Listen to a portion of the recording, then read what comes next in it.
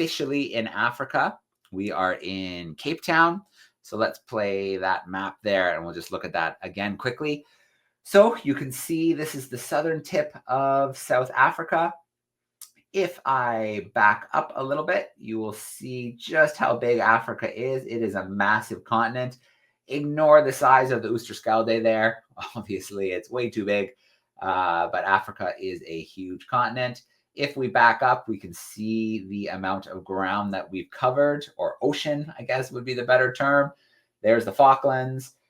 We spent time in South Georgia. We tried to go up here to Tristan da Cunha. It's the most remotely inhabited place on the planet. Unfortunately, it just wasn't possible to head that way. The weather just wasn't cooperating. It was always kind of, we'd have to be lucky to be able to get there. So it just didn't work out on this trip. You can see this funny little line right here. There was some weather that the ship was going to try to avoid, but then the weather moved where the ship was going. So it was kind of a wasted little loop, and then, you know, getting back on course. And then, yeah, so passengers, crew, we've all arrived. They all arrived in Cape Town. We're going to be here until the end of April. So roughly April 26th, I believe, we set sail again, and we make our way along the coast of South Africa.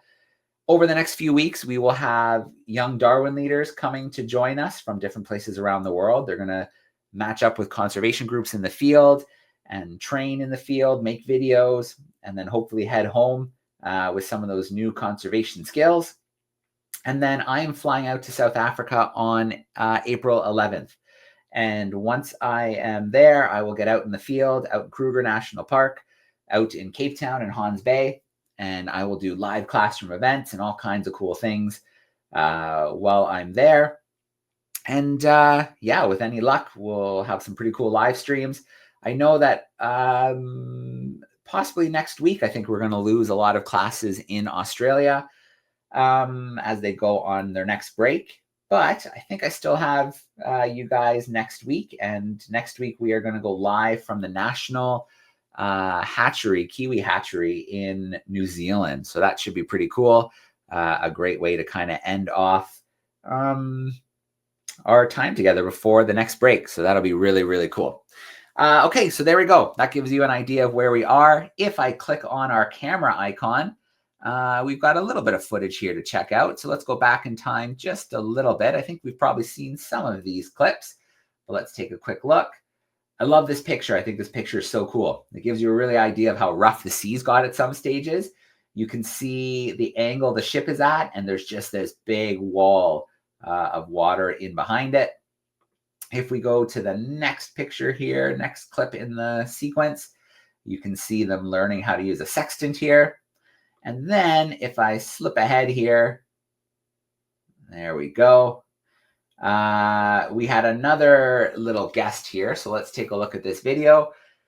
This is a sperm whale. This is the first sperm whale that we've seen on the journey so far. So that's pretty cool. We've seen tons of humpback whales.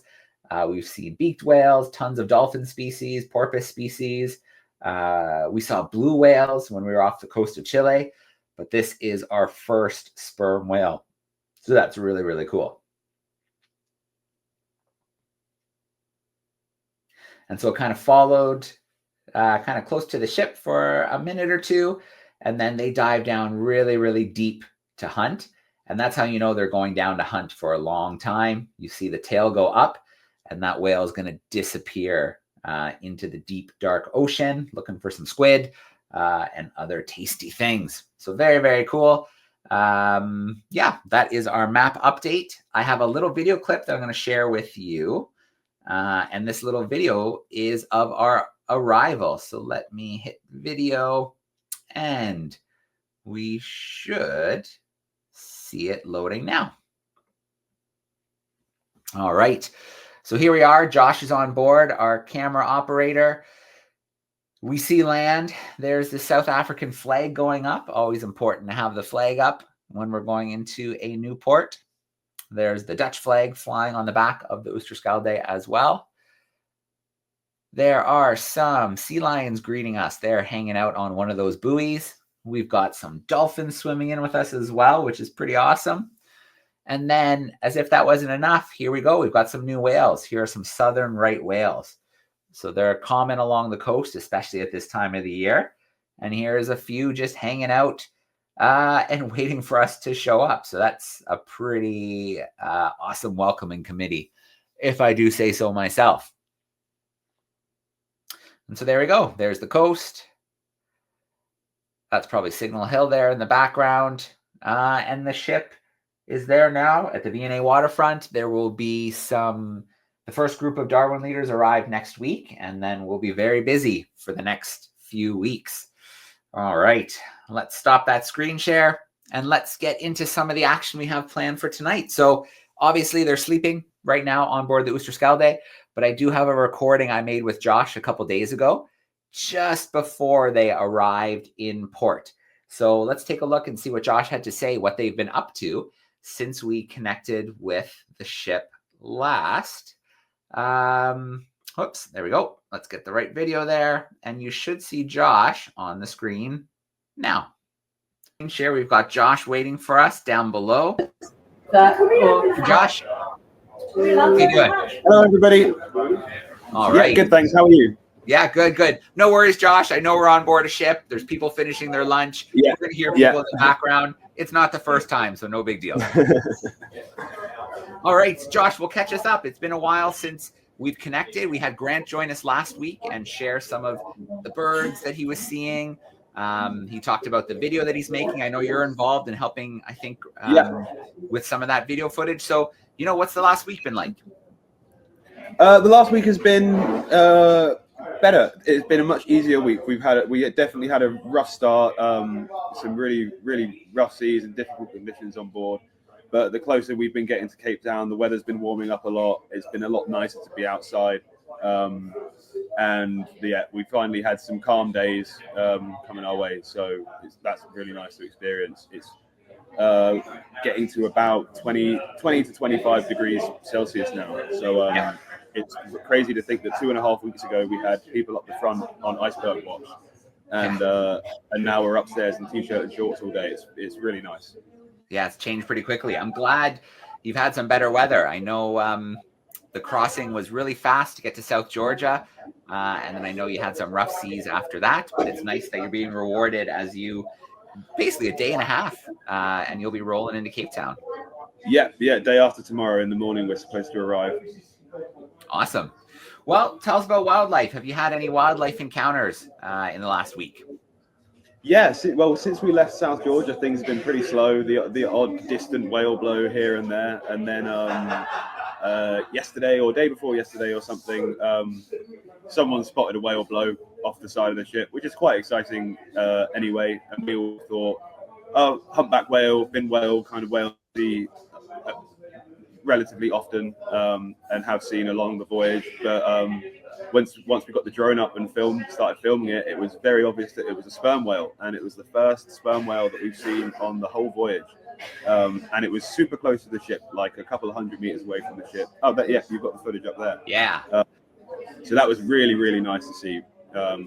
Really cool animal, and they dive down to sort of usually about 1,000 meters up to 3,000 meters, and then they'll come up and hang out on the surface for 15-20 minutes before they go and dive again. So we were super lucky that this one just happened to be taking its breather right as we were passing by, and then we saw it go down. I think after this shot you'll see the tail go underwater again, and then that's it, going to dive down into the pitch black deep ocean to hunt squid. Yeah, there we go. Yeah, that's great. We've had great footage of humpback whales, the fin whale at the beginning of the journey, blue whales down in Chile, in the fjords. So really cool to see that sperm whale, and hopefully some southern right whales in the next few days as we're around the South Africa area. Yes, yeah, we did have a southern right, I think, before we came into South Georgia. But just one. So on this leg alone, we've seen 5 different species of whales, which is incredible. Yeah, very cool. So you're going to be in Cape Town shortly. And then what does life look like for you, Josh, once you're in Cape Town? Well, we've got a couple of days still hanging out on the ship. The guests don't disembark the ship until a few days into April. And then I've got a few days off to get my land legs back and enjoy eating at restaurants and just wandering around Cape Town, exploring, catching up with some editing work. And then I think on the 12th, the Darwin Leader Week start. And then we've got 2 of those in a row. So I think the first week I'm working with Cape Vultures, which is really cool. I've actually bought myself a new camera specifically for this project, so I'm looking forward to getting that. And then I'm not sure what's in store for me in the second week, but I have no doubt it's going to be something really cool again. Cape Town seems to have some really cool projects going on. All right, excellent. Well, I think we're going to let you go in a minute, Josh, and continue with your day. It'll be great to see you in Cape Town. Hopefully we can get out in the field together and maybe do some live stuff in classrooms. That'll be pretty cool. Yeah, I know you're down right now, but would it be too difficult to pop your head out the hatchback there and give us a view, or are you tied down? It's very windy and very sprayy and stuff upstairs, so I think it's probably best that we stay downstairs for today, I'm afraid. All right, we'll keep your computer safe today. You won't need to go on deck. Very cool. Yeah. All right, Josh. Cool. Well, it's nice to catch up with you, Joe. Yeah, always great to connect. Enjoy the last couple days, and then we'll see you in Cape Town in a bit. Yeah, see you soon. Awesome. Have a good one. Thanks, Josh. Bye-bye. All right. Okay, there we go. Little catch up with Josh. Right now, he is probably sleeping. He's got a few days where he can kind of explore Cape Town a little bit. And then next week, it's down to business. He'll be in the field with one of the Darwin leaders, doing a lot of filming, helping them edit. And then the next week, he'll have another project to work on. He'll be out in the field doing the exact same thing. Yeah, very cool. So great to connect with Josh. We'll probably get an update from him tomorrow from the ship docked in the harbor. So I'll be able to play that for you in the next event. And maybe he'll have some cool clips for us as well that I can share. So there we go. That is a little catch up with Josh. I will give you a little rundown of what we're going to get up to today. So coming up next, I'm going to play a new experiment. So we don't have an answer for an experiment because we just launched the cress seed experiment last week. So I hope some of you are trying to grow those cress seeds or maybe another fast growing seed in your classroom or at home. And then looking at the results when you kind of change things up a little bit, if you shade it, if you leave it kind of in open sunlight, and just see those different results you get with the seeds. We will reveal the answers to that experiment in next week's event. This week's experiment, because we don't have a lot of time left before the break, I picked something really, really easy that I think you'll be able to try in the classroom or at home without too much difficulty and not too many supplies. And then if that is ready for next week as well, we can play the results for both experiments and then start fresh when everybody gets back from their break. So this week's experiment is a very, very easy one, very easy to try at home or in the classroom. And then really what we're looking for here is to try it and then answer a question or two for us about what in the world happened. So let's take a look at this experiment here together. My screen is loading. You should see a video start right about now. So this week's experiment is another nice and easy one. I have my extra camera here ready to go. Let me bring it onto the screen. There we go. Share, and let's let that one take over. So I'm going to turn off my other camera momentarily, and we're going to focus on this one. There we go. You should still be able to hear me. So again, a really easy experiment for you. I didn't want to make it too challenging. Easy items that you can find at home, that you can find in the classroom. First thing I'm going to do, just in case, is put paper towel down on my desk because this experiment does use water. If everything goes well, the paper towel won't be needed. But just in case there's a small mistake with the science, I do have a paper towel. You need some water, as I mentioned. Just water straight from the tap is perfectly fine. You need a Ziploc bag. And you need to take that Ziploc bag and you need to fill it with water, which is what I have done here. Nothing crazy or super fancy. It is a Ziploc bag filled with water. Make sure that it is nice and sealed. You have that zip nice and sealed up here at the top. I just gave mine another quick zip just to make sure. And then you need some pencils. Pencil crayons could work as well. I have pencil crayons today and I have 3 of them. You will notice that they are very, very sharp. So whether you use pencils, whether you're going to use pencil crayons today, make sure that they are very, very sharp. That's important for the experiment as well. And what we're going to do, believe it or not, I am going to put these pencil crayons through my Ziploc bag of water, and we are not going to have a massive, massive mess on my desk. And your task will be to figure out, well, A, try this at home or try this in the classroom, and then figure out, tell us why there wasn't a giant mess. So here we go. I'm going to start off with a brown one, and I'm going to put it into my bag and out the other side. There is not water pouring out of my bag. There is not a giant mess on my desk, and it has gone through one side to the other. I will turn it as well, so you'll see there is no trick photography happening here. I'm going to take the purple one this time, and maybe I'll go from the top and I will go down towards the bottom. So here we go. Nice and sharp, and out the other side. Again, no mess, no water pouring all over my desk. I've got one more to go, a nice turquoise, aqua color. And I'm going to put it maybe from the side here. There we go. You can see it coming towards the other end, and out it comes. So there we go. That is our science for today. We have 3 pencil crayons making their way through this Ziploc bag filled with water. There's not a giant mess on my desk. What in the world happened here? Make sure, though, you don't push it all the way through so it comes completely out. If you do that, I promise you there'll be a giant mess left on your desk. So don't go all the way through and pull it out the other side until you're ready to put an end to your experiment and put away your supplies. So 2 weeks to give that a try. Classroom@darwin200.com. Send us your pictures or videos trying this experiment in the classroom or at home. There are gift vouchers up for grabs for the top 3 entries that we do receive. And yeah, we just love to see you trying those experiments. In your video or in the email that you send a picture in, let us know what you think happened, why these pencil crayons were able to go through the bag like this without making a giant watery mess all over my desk. All right, there we go. That is our experiment for this week. Like I said, it's a nice, easy one. Shouldn't take more than a few minutes to try in your classroom or at home. Materials are pretty easy as well. Take some pictures, send them to classroom@darwin200.com.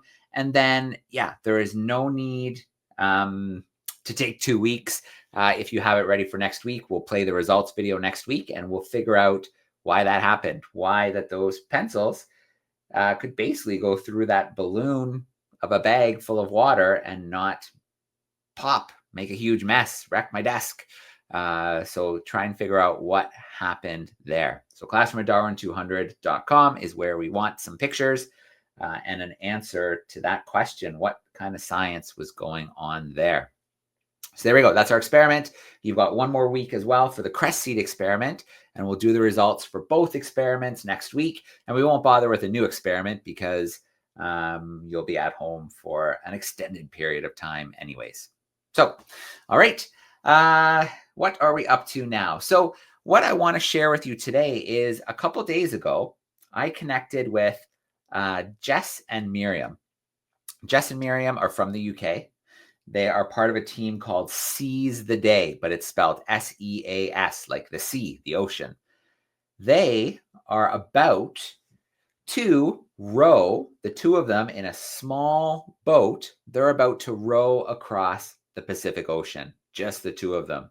All the food and water that they need, all their supplies, and just them powering the boat with their rowing. So it could take them like 6 months to cross the Pacific Ocean.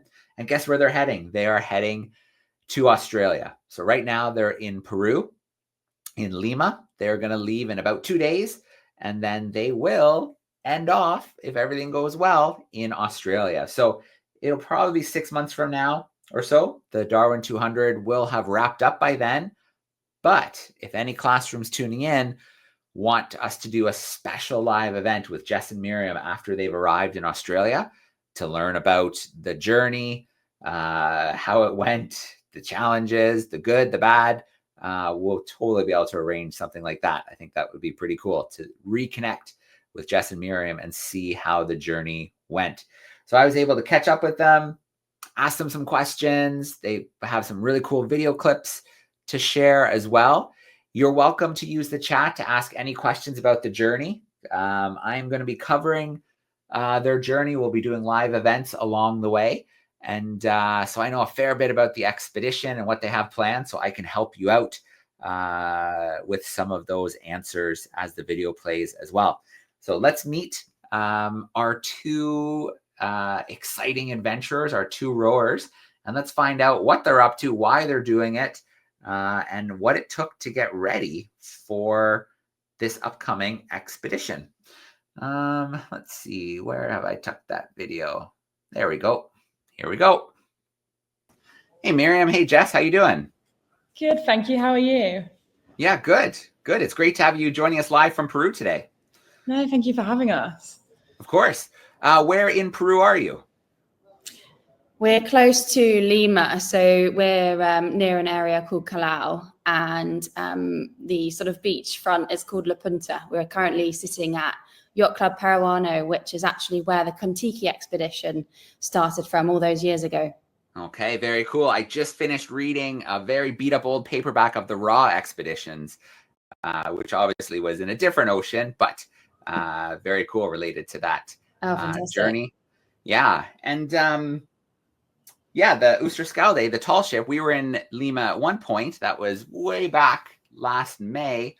And then we headed to Salinas before we went to Galapagos, which is obviously, if you're following Darwin's voyage, is a pretty important spot to visit and spend a little time. But, you know, Jess and Miriam, this is our first time connecting, hopefully with classrooms over the next 4, 5, 6 months or so. We'll be doing some connections from the ocean, but it'd be great just to get to know the two of you a bit. If you want to take a moment, just introduce yourselves. Tell us a bit about you. Yeah, so I'm Miriam, and I met Jess when we rowed across the Atlantic Ocean about 2 years ago now it was. Yeah. So I rowed across solo and Jess rowed across as a four, and then afterwards we were kind of twiddling our thumbs and got a bit bored with land life and figured we needed a bigger challenge.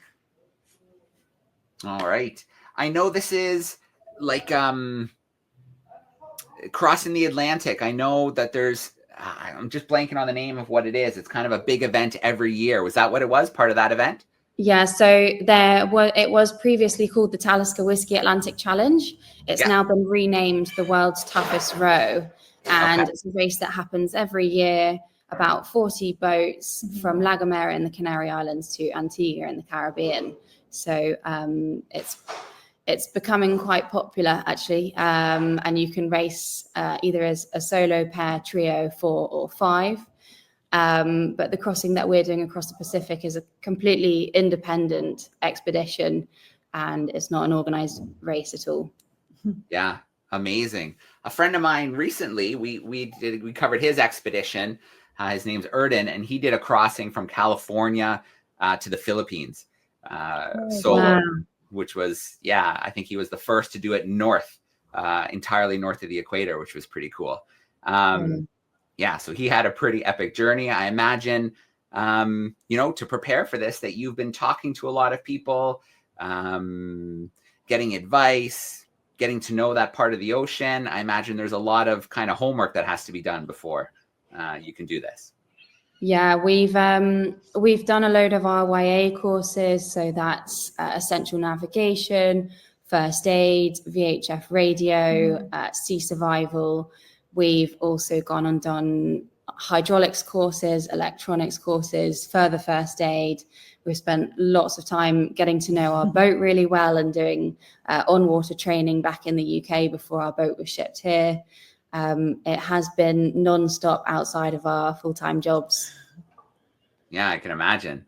So I've got a few little clips here. I pulled a few training clips from the folder that was shared with me earlier. So I'm going to play a few clips and maybe you can just kind of talk in general about some of the training. So let me bring up a few of them here.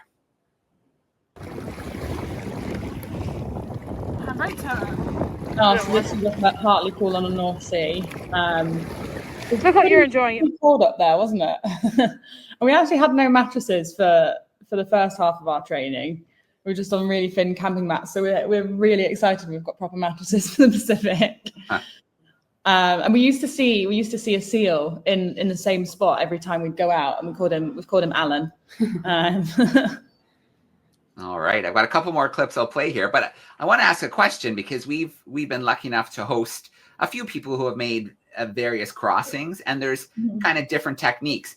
Obviously, you've chosen to train and prepare a little bit, and I know there's some who just decide just to go out and kind of get their body in shape as they're going. So I'm wondering, why you thought the training was important for this one. I think mostly to prevent injury and be as strong as possible.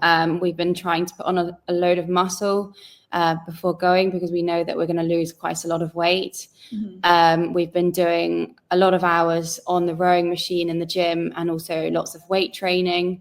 So it's really just trying to prepare your body for sitting in the same position and just, the same movement day in, day out, because we won't actually be standing up really other than moving from the rowing seat to the cabin. So you kind of lose your calf muscles and stepping on land after our Atlantic row. It took about a week to get used to being on land again. And, certain parts of your body do hurt a bit. All right.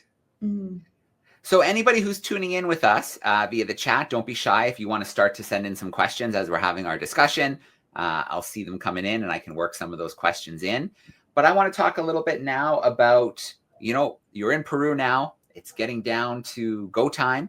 But you had to get the ship here or the boat here in the first place. So I've got a few little clips of the boat arriving. Do you want to talk a little bit about the process of getting the boat from I imagine it was the UK down to Peru? Yeah, I think it would probably been easier to row here. Yeah, there's quite a lot of bureaucracy in proving customs. So this day was just, it was incredible. We'd waited about 12 days for the boat to arrive and been on meetings every day with customs, and the British ambassador was helping, and yeah, there was all sorts going on. Yeah, I learned my lesson years ago when I sent a satellite unit to Peru. And it was a customs nightmare for months and months trying to get it back. So yes, I can imagine a whole rowing boat would be challenging, would be complicated. It's definitely been tricky. And our food also arrived in a separate container yesterday after it had been here for 3 weeks. So we were pretty worried all of our chocolate will have melted being, sat in the sunshine in its container. But thankfully it does all seem okay. Yeah. Tell us a bit about the food. What will you be eating? How many calories? You're going to be rowing a lot, so you're going to need a lot of energy. Yeah, we're going to be on about 5,000 calories a day. So 3,000 of those calories are going to be split into 3 1,000 calorie ration packs. So I don't know if anybody knows, but they're expedition food, so it's mainly dehydrated. You top it up with some hot water, let it rehydrate, and then start eating it. And then the snack packs are more normal things like you'd get at home. So maybe protein bars, fruit and nut mixes, some chocolate, some biscuits. It's actually really hard to get the calories in. So some of it doesn't seem the healthiest, but it's just a case of getting calories in because we're having the amount of snacks that you would have as your daily calorie intake. It does get quite hard when you're rowing, and it's quite hard to digest when you don't get a lot of break to digest everything. So we'll certainly miss some fresh food, won't we? Yeah, definitely. I think we'll try and take as much fruit as we can for the first week on the boat as a treat, if we can fit it on board. Yeah, absolutely. After a few weeks, that's going to be non-existent. So water is something that often students are curious about. I know some rowing expeditions will bring a bunch of water as ballast, and that's what they'll use. Sometimes there's desalinators. So what are you using on this one? Yeah, so we have got a desalinator on the boat. So it's mounted inside one of the deck hatches, and it pulls in seawater through the central through hole of the boat, and it makes about 30 litres of drinking water per hour. We've also got, if that goes wrong, we've got a spare pump so we can fix it. We've also got a hand pumping water maker desalinator as well. And as another backup, we will take a few bottles of emergency drinking water. All right, good stuff. Okay, I've got another little clip here. This is actually looking at the boat itself. So maybe we can talk a little bit about your home for potentially the next 6 months. Let me just make sure I picked the right clip. There it is. Okay, here it comes.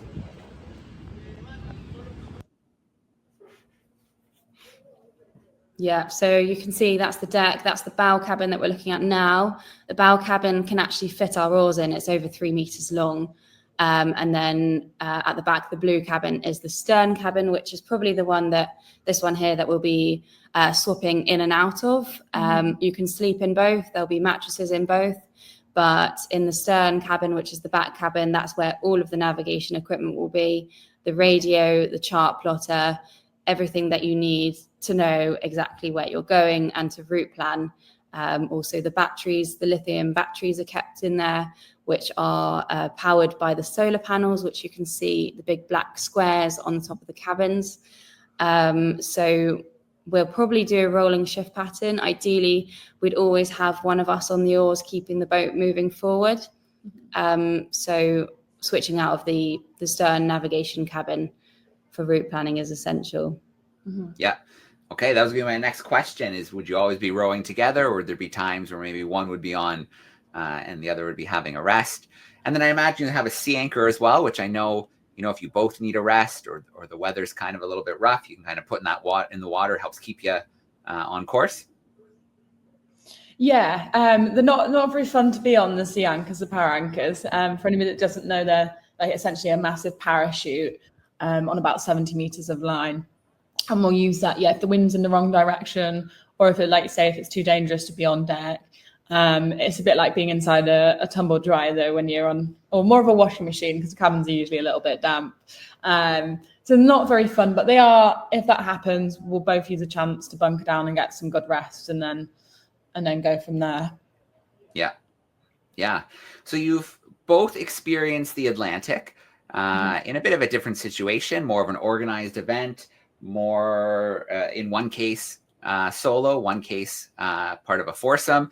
So how do you anticipate that this journey is going to be different? And how are you preparing? Maybe we've talked about the physical, but what about the mental for this journey?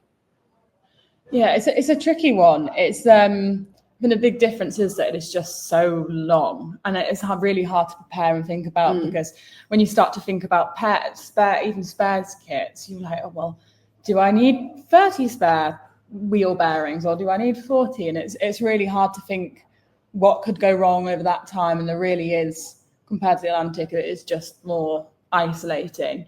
But I think mentally at this point, because it's been such hard work to get to the start line and there's been so many bumps in the road, we are just really excited to get out there and switch off from all the chaos of the world. And but it is a process, and your resilience definitely builds throughout all of this, which I think is the cool thing about ocean rowing. And I'm sure there's going to be times when we're really down, but also there's going to be times when it's really incredible. But I think one of the things we'll be doing to look after our minds a bit is have little milestone treats. So maybe every 1,000 miles we'll have something as a little pick-me-up, or we might try and do like a treat Friday, and we have some of our nicer snacks then, or something just to look forward to and get you to work towards a bit.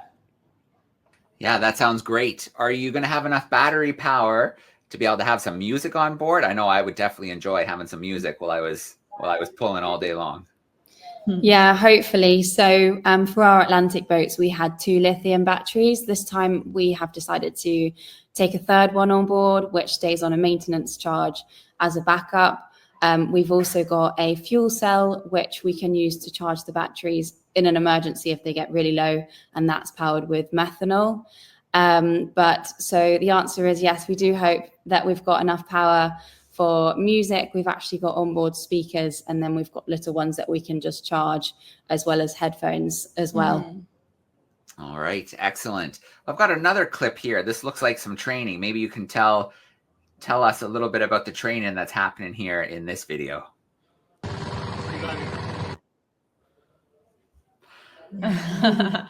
That was actually my first sailing lesson. It's funny, I'm across an ocean, but I've never sailed before. So while we've been in Peru, we've been lucky to meet some really incredible people. And we met a chap called Percy, who's one of the last few traditional sailors left in Peru.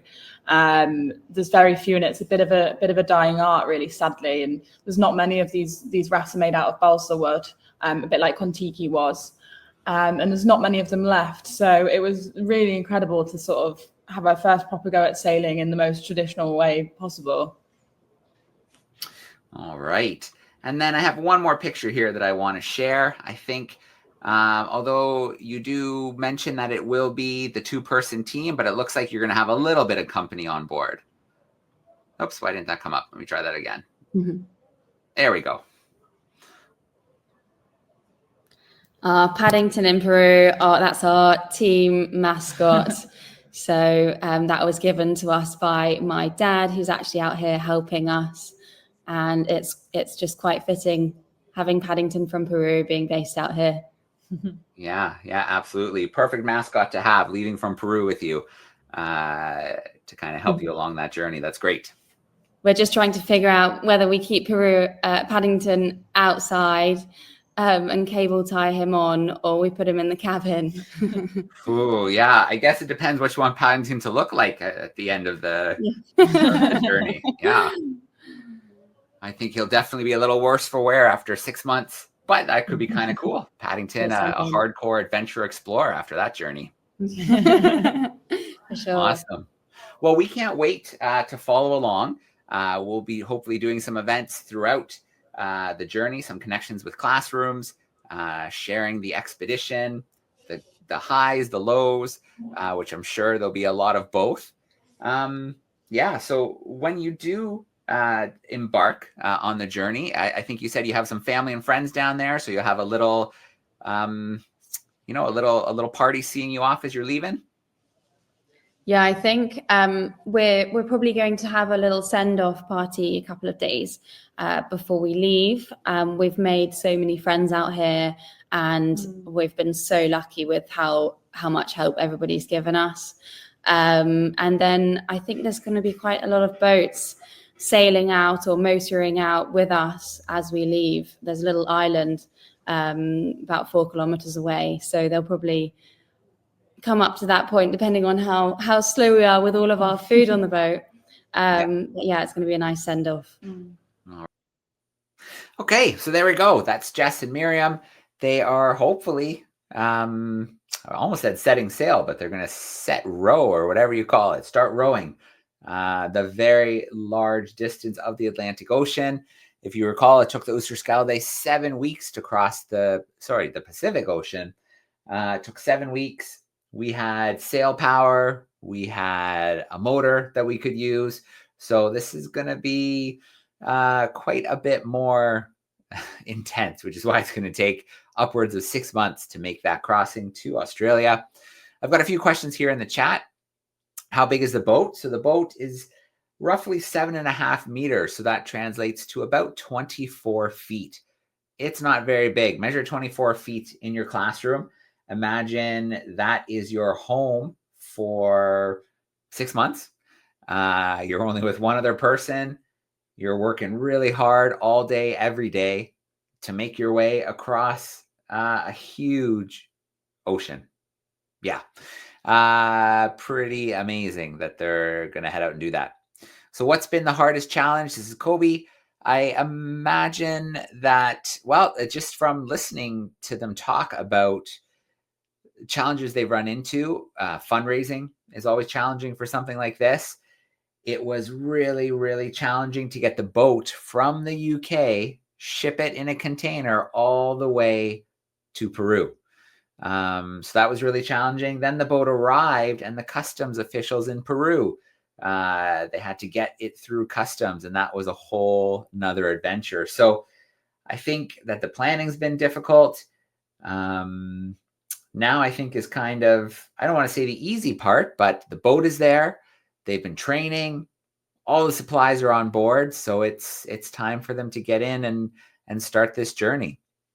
Now, Eddie wants to know how long it took them to row across the Atlantic. I don't know for sure how long it took them. On average, for this specific event that they were talking about, called the World's Toughest Row, it usually, on average, can take teams about 30 to 40 days. Obviously, that part of the Atlantic they're crossing is much smaller than the Pacific. They have some favorable currents that help them along as well. Sometimes it can take 50 or 60 days. Sometimes it can take up to 100 days. And that can depend on how the rowers are doing, the weather, the speed, the route that they choose. So there can be some challenges along the way that can make it more difficult. So some teams can do it as quickly as 35 to 40 days. I think more of a standard might be around 50 to 60, and it could take up to 100 days or even longer, depending on lots of things that can happen when you're on the ocean. Let's see. What if they run into rough seas? From Talia. So what they can do is a few things. If it gets so rough that they can't be rowing anymore, they'll get into their tiny little cabin. And if they're going to sleep, well, every night they're probably going to strap themselves in. So imagine sleeping and you have to strap yourself into your bed. And that's because the ship could move and you don't want to be thrown around inside the cabin. The ship has special weight in the bottom called ballast. So these ocean rowing ships are self-righting ships. There's a bunch of weight in the bottom. And if it gets flipped over by a wave, it'll turn itself back over the proper way because of the way they put weight in the bottom. They call that ballast. So it's a self-righting ship. So they can shelter in the cabin. They can strap themselves to the mattresses if they need to. And I think most ocean rowers tend to do that every night because you just don't know if there's going to be like a crazy wave. They can throw something in the water called a sea anchor. So you can't use an anchor like on a boat, a metal anchor, because it won't reach the bottom. You know, there'll be times when the depth of the ocean is 3-4 kilometers or deeper. So you can't throw an anchor out, but a sea anchor is kind of like a sail on a rope you put underwater, and it fills with water, and that slows the ship down, and it helps the boat stay on course when you're not rowing. So that's something they can put into the water and use in a storm, or if they need to take an extra long break, and that'll slow down the boat and it'll help keep them kind of in the direction that they want to be traveling until they can start rowing again. Maggie, how hard was it to row by yourself? I have a few friends who have rowed. I know one person, she's rowed across 3 oceans by herself. She did the Indian Ocean, the Atlantic Ocean, and the Pacific Ocean. I have friends who have already done the Pacific Ocean, and I have some friends who have done the Atlantic Ocean before as well. And so it is a huge challenge because, you know, we rely on our friends and our family for so much. And when you're out in the middle of the ocean, it's just you and your thoughts. So that can make it challenging. Thinking about how much you still have to go can make it challenging. So yeah, they will have each other, which will be nice. They can encourage each other. They have their reasons for why they're doing this, which I think will help kind of push them along. They've already crossed the Atlantic, so they kind of have had that test. They know what it's like to be alone and on the ocean. they can communicate with home because they'll have a little satellite unit on board. It's very expensive, so they probably won't do it a lot, but if they need to, they can send messages. They can even do a video call. So we'll probably do some video calls with them while they're rowing across the Pacific, which will be pretty cool. So I think it's tough. I think having each other will be really a big deal. Hopefully, they'll be able to get along too, because sometimes I'm sure with family, when you're with them all the time, arguments and disagreements can break out. So I think that'll probably be challenging too. But I think they've been friends for a while. So I think they might have some tough days, but I think on a whole, they'll be pretty good support for each other. All right. Well, we need to wrap things up for today. We have our curiosity from last week. We have our brand new curiosity. So let's take a look at last week's curiosity. I'm going to pop that video up here. Remember, this was from Captain Jan Willem when I was on the ship, when I was sailing between Peru and Ecuador. So let's take a look. 1 week ago, we were out DARWIN200 on the Oosterschelde, and we had our curiosity of the week, courtesy of our captain, Jan Willem, joining us. So we need the answer to our curiosity. So Captain, can you tell us a little bit about our curiosity from last week? Yeah, definitely. The instrument I am holding, it's called a sextant. A sextant is used to measure the angle between any heavenly body and the horizon. What you do is you point the sextant at the horizon and at a heavenly body, for instance the sun, and then I look through the lens, and by moving this lever here I can line up the sun on the horizon, and here I will see then the angle of the sun to the horizon. All right, so a good tool for navigation. Good tool for navigation, although only with the sextant we are not there yet. It comes with a book. Because only with the angle you're not there. It comes with a book with a lot of tables and some bunch of formulas, and then you can calculate your latitude and longitude. All right, so calculate your longitude and latitude. So there's some maths involved with the sextant. Yeah, definitely. All right, excellent. Well, Captain, thank you so much for showing us our curiosity of the week.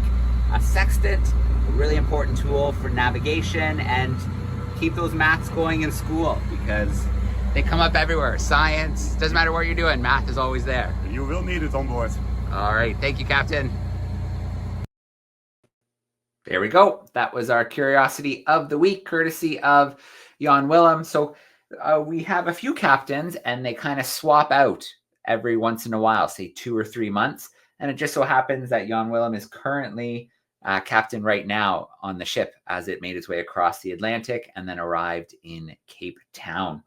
Okay, so a shout out to our crew at Naracoorte in South Australia. They sent in a correct answer and were picked this week. So we'll try and get Sophie to send you a gift card as soon as possible. And then we have one more curiosity to go for this week. So let me bring it into the call and let's take a look at our brand new curiosity. Here it is, and it should be on your screen. Last time that you went to the beach, did you see any barnacles? These are the little hard creatures that live encrusted to rocks. They're very common right the way around the world. Here's an example of a giant barnacle from the tropics. Most barnacle species are much, much smaller, a centimetre or so in size, but this one here is huge. Well, for hundreds of years, naturalists wondered and tried to work out which group of organisms barnacles belong to. Charles Darwin actually spent 8 years studying barnacles and wrote an entire monograph, a book, about all of the known species as he tried to trace them through the fossil record and answer the question of which animal group they belong to. The answer isn't as easy as it might seem. Do you think they're a type of mollusk, like a shellfish? There are many mollusks that grow very similar to barnacles, like mussels that can often go anchored to rocks just like these barnacles. Or do you think they're a different group? Send in your answers to info@darwin200.com for a chance to win a £50 Amazon gift voucher prize. We'll reveal the answer in next week's World's Most Exciting Classroom. All right. So Stu had a little mix up with the address there. It's classroom@darwin200.com. Classroom@darwin200.com. 1 week to answer that question. We know they're barnacles, but we want to know what group they belong to. See if you can find that answer for us for this week's curiosity. Send it into classroom@darwin200.com. And there we go. Ending it right on time tonight. Pretty cool to get to catch up with Josh. Jess and Miriam are amazing. They have such a big journey ahead of them. Hopefully we can catch up with them sometime along the way. We had a brand new experiment, a curiosity. So lots happening in today's World's Most Exciting Classroom. We are going to sign off shortly, but as we always do, we like to give a shout out to our partners, our supporters, our collaborators and funders, without whom we wouldn't be sailing across the ocean, training young conservationists, doing science on board, and we wouldn't have these weekly classroom events. So a big shout out to them and a thank you. Thank you to the classrooms tuning in today and those who will tune into the recording over the course of the week. We hope to see you next week before the break when we will be heading to New Zealand and we will catch up with the national, the Kiwi National Hatchery in New Zealand. Very cool. All right, signing off for now. We'll catch you next time.